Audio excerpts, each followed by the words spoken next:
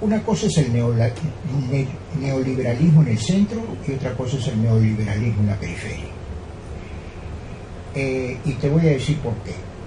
Cuando yo analizaba, por ejemplo, la producción en Alemania, en Austria, ¿no?, que tuve oportunidad de visitar muchas empresas, me daba cuenta de que ellos podían jugar a darle mucha importancia a la producción financiera porque tenían una base productiva sólida.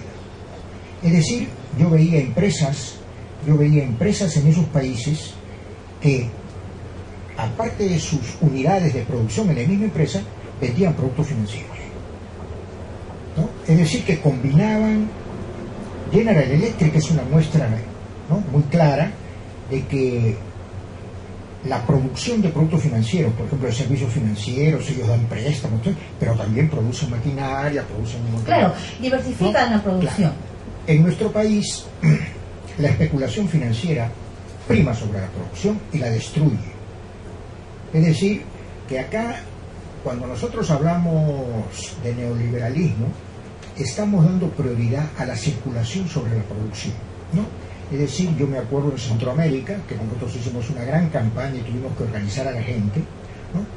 Los zapatos de segunda mano, los vestidos de segunda mano primaban sobre la producción nacional, ¿no? Es decir, un zapato muy bueno de segunda mano lo vendían pues en $2. Entonces, ¿qué pasa?, ¿no? Cuando tú en un proceso de desarrollo le das prioridad a la circulación y no a la base material, ¿no es cierto?, tú no puedes generar empleos estables y de buen nivel de salario. Tenemos un modo de producción, el modo de producción capitalista. El modo de producción capitalista, la producción es socialista, ¿verdad? Porque interviene dentro de las fuerzas productivas, la producción es socialista. La apropiación es individual. ¿Es lo que te enseñan las relaciones de trabajo? Mira, ¿cómo lo entendemos? Claro, mira, te voy a decir que, por ejemplo, Caos y todos ellos decían, bueno, ¿no?, era una visión muy de capitalismo de Estado, en el sentido de que la producción se había socializado, claro, pero la apropiación era privada. Y en el camino se genera la plusvalía. Claro, no, mira, ¿cómo? La producción es capitalista, no se ha socializado. Porque intervienen varios factores. Claro, el socializar no significa que, porque interviene un montón de gente, ¿no?, pero interviene capitalistamente. Porque si yo no organizo una empresa capitalistamente, no maximizo mi ganancia.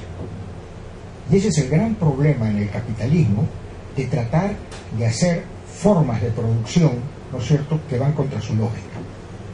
Tu principal contradicción, diríamos, ¿no? Es lo que, de acuerdo a las leyes de la historia, lo va a llevar definitivamente al fracaso, ¿no? Claro, pero uno de los grandes problemas también del socialismo de la Unión Soviética, etcétera, ¿no es cierto?, al darle todo el énfasis a las fuerzas productivas, es decir, a la tecnología, etcétera, no se preocuparon de organizar las empresas para que el trabajador, ¿no es cierto?, no fuera un factor de producción, sino un ser creativo. Cuando yo entraba a las empresas socialistas, ¿no es cierto?, seguían con formas de organización taylorianas del trabajo, ¿no?, que eran capitalistas, porque te decían que Lenin había dicho que había que desarrollar el taylorismo socialista, y fue uno de los mayores errores de Lenin. Pero era un proceso, o sea, es un proceso de cambio que te puede durar muchísimo tiempo. O sea, por ejemplo, Cuba es un país socialista, pero la transición a ser un país comunista todavía es un proceso. Lo que sucede es que se confunden los términos. Mira, se confunden mucho. O sea, igualmente pasaba con Rusia, pasaba con China, pasaba con Albania, se confundía con el mismo Nicaragua, ¿no? Entonces, hay una confusión de términos. Mira, yo te voy a decir lo siguiente. Lo mejor que le ha podido pasar a Cuba es que el denominado socialismo real se haya caído.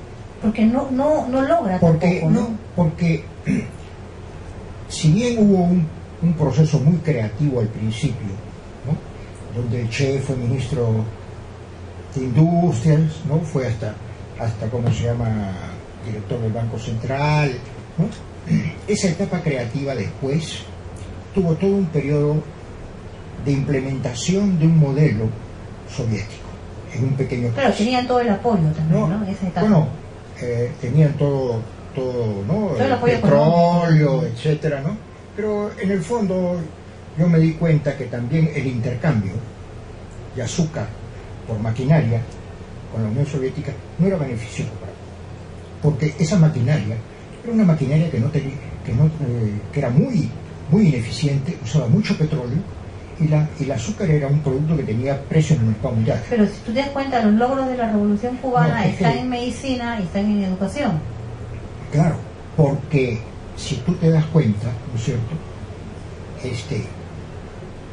Fue una revolución muy profunda, donde si bien el modelo soviético podía en la parte productiva imponerse, en las otras partes había toda una movilización social, ¿no? Y todavía el hombre era considerado un aspecto central.